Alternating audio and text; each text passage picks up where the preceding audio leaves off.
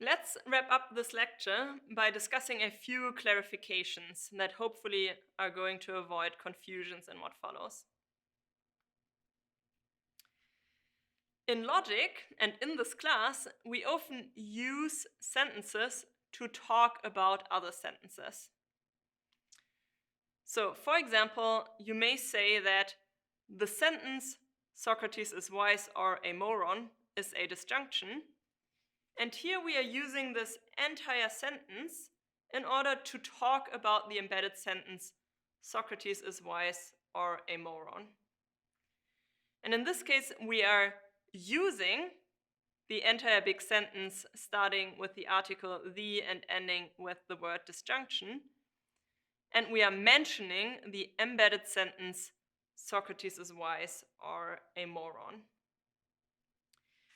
Now, in order to distinguish between the sentence that we are using and the sentences that we are mentioning or talking about, we are using quotation marks. So in this case, you see the quotation marks around the sentence "Socrates is wise or a moron." And these quotation marks signal that here we are talking about a sentence or mentioning it, but not using it.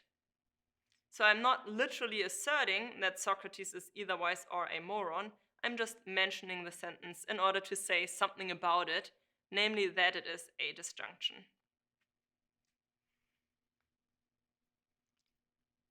In this case, we are using a so-called meta-language to talk about a so-called object language.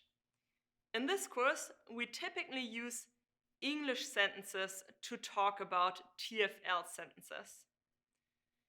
And that means that we are using English as a meta-language in order to talk about TFL, which in this case is our object language.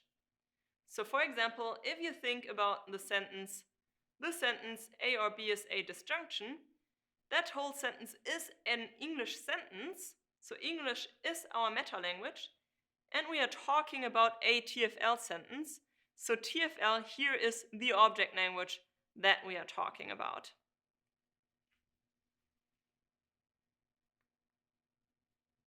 You may have noticed that throughout this lecture I've been using two different fonts.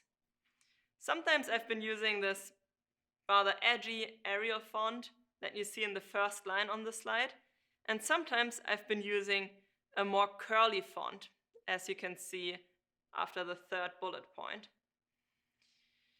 Now, the reason here is that sometimes we want to refer to specific TFL sentences, and sometimes we want to talk about general properties that all TFL sentences have.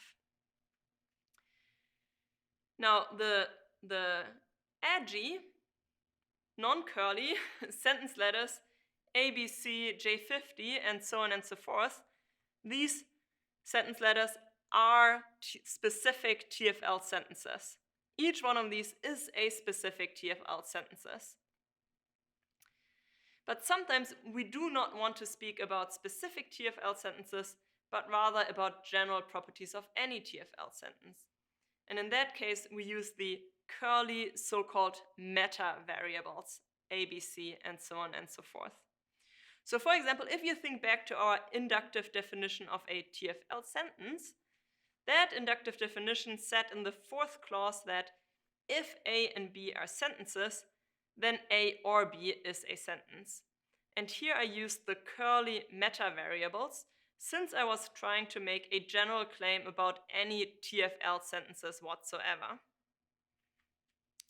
So what that means is that a consequence of that definition is that since the capital letters A and B both are TFL sentences, the disjunction A or B is a TFL sentence.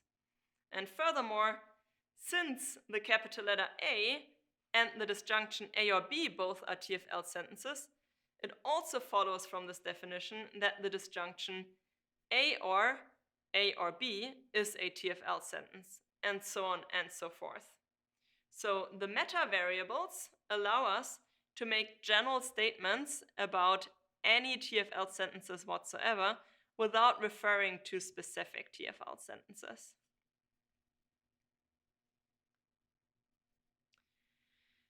As a final clarificatory remark, we will often use the 3 dots forming a little pyramid to symbolize a conclusion indicator.